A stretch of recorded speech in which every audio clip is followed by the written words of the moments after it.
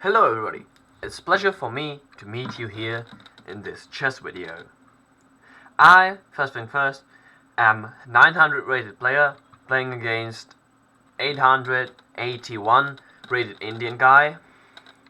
So this is pretty much low ELO game, nothing special. There are some stuff that we both missed, so don't expect anything like grandmaster analysis, stuff like that. I'm just as dumb as any other 900. I'm not special, and you will see that in this game. There are mates that we missed, plays that we could have played better, both. So, here the game starts with this. Here he plays pawn to kick off my bishop, which I respect and respond with bishop b6, which is considered great move. So my idea was here that he has 4 minutes and 17 times. Pay attention to the timer. Here my idea was to stretch the game as much as I could with sort of hard to analyze moves and stuff. Also, I wanted to keep the position closed. So my idea here was to exchange this bishop and then the pawn behind it to possibly threaten this file and make him lose more and more time, which will gradually add up and I will win on time. That was my idea. Since this is clearly 7, I'm minus 7.6. This is clearly losing for me. I'm also minus 5 points of material. There's no way I can win this casually. Here he plays this move that is pawn to b4. The idea here probably is to free up the rook and give it some more space, since here the rook was pretty much closed the whole time.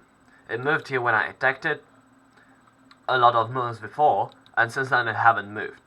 The other idea I thought was for me to take en passant, and you know the meme that en passant is forcing move is not. So I did not play it, but the idea here was to play en passant maybe, to force it, and to open up the game with rook takes b3, attacking the bishop that would have to move, and sacrifice stuff to open the game and win, since he did not have much time on clock. Here he already spent a half a minute on that move. So, obviously I did not take en passant because of these reasons. And here I continue with my idea of threatening this bishop and pawn behind it. So here I played bishop to d8, to which he responded with this move. I don't understand it. I have no idea what that was supposed to do, since the horse can't go there. It, well, can capture this and possibly threaten it, but I would have to give him 2 moves simultaneously, which is, well, not able in chess. Or here, he could have gone there, which would also not help much. It would fork the rooks, but would be easily captured with the bishop capturing back. So it would not win much. It would just basically trade the material, and that would be possible to trade the rook for bishop, pawn, and pawn here after this knight was gone, and I would at least stretch the game out. So here I found the best move in this situation, and the combination I'm pretty much proud of. Here I captured with the bishop. The 2 ideas here is knight takes here, knight takes e6, which obviously threatens the bishop, or pawn takes to equalize the material. Here if pawn takes, I'll show what happens, but let's look at knight takes. Knight takes, as I said, threatens the bishop, but it's not really a threat, because I can capture with the bishop on h4, and again possibly threaten this file, which would not be great. Or if the knight does not move and get supported, I can capture with the pawn, and if he captures back, I'll capture, and this king side again is weak.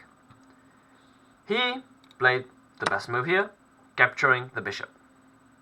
Here I played also the best move, which is pawn captures f4. Here, the idea was to capture its pawn and to proceed on this side with both my rooks, eyeing down the king side. Here, he played this move, which I believe was to line up his rooks and then attack the king and the rook, which will be afterwards when you'll see. Here I was like, oh no, he can, I guess, play something like this to open up my rook and then trade it, and he'll be better because he has basically almost 2 free pass pawns. That would be not much I could do, even though he has 2 minutes. I'm not that good to defend him off. So I was like, you are not pushing anywhere. And I pushed the pawn to create this strong chain. Here it's considered inaccuracy, which I understand. It's not a mistake. It concealed the position, which again is closing up the position so he does not have many chances. To which he responded with this push. I don't understand what the push was for. As I highlighted here already, it was probably for this push to open it up and then proceed with one of these pawns with rook behind it. Which, well, did not happen, as you'll see afterwards. Here, I captured, which is considered inaccuracy because of these moves. But I was worried about these pushes, or something like this. There was just too many pawns for me to handle, and I was like, he's low on time. I can win. If I can make him lose stuff. He blundered. Which was for mate and 6. That mate and 6 I did not play. I saw it just afterwards. But there was a possibility of mate and 6. If you wonder, it was pushing the pawn, then there was rook escapes, rook there, me opening up the file, doubling up the rooks, pushing there, and then the king on this file would be closed by a pawn. So that was the mate. Here though, I played the king. I missed the best move, which I'll show you in no time. Here, I basically sort of pinned myself. Well, if this rook wanted to move, which happens. But here, he responded with this move, which was, again, I suppose, doubling up the rooks and then training it for easier approach, since he was like already pretty endangered. So that was the idea, I suppose, since there's not much he can attack with the rook. Maybe like try to cut off this pawn or something. Here I played the best move, which is pawn pushes to f3. Here he can't take, obviously, because of the pin.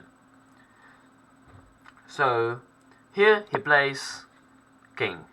Here I missed mate in 2 because I was too tunnel vision on promoting this pawn.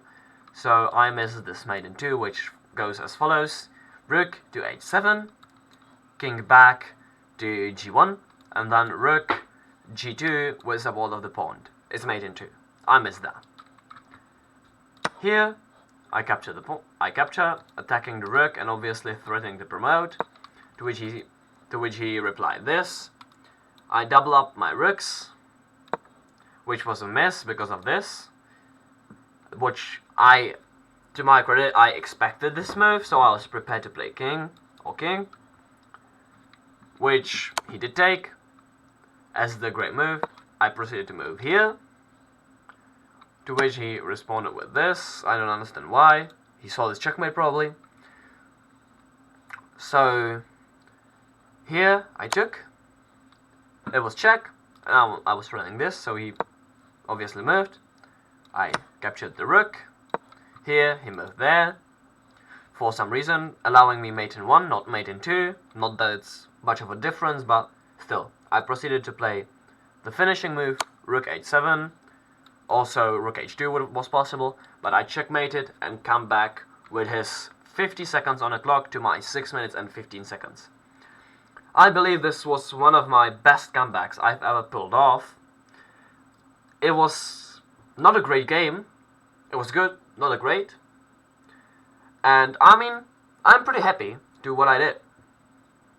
Since I was losing, I found few best moves that resulted in my victory afterwards. So I believe this game was entertaining to some sort. There was some stupid misses. I hope there's no one that is like looking at it goes like, damn. As I said, I'm 900, nothing special, and thank you for watching. I hope you enjoyed it, and see you soon.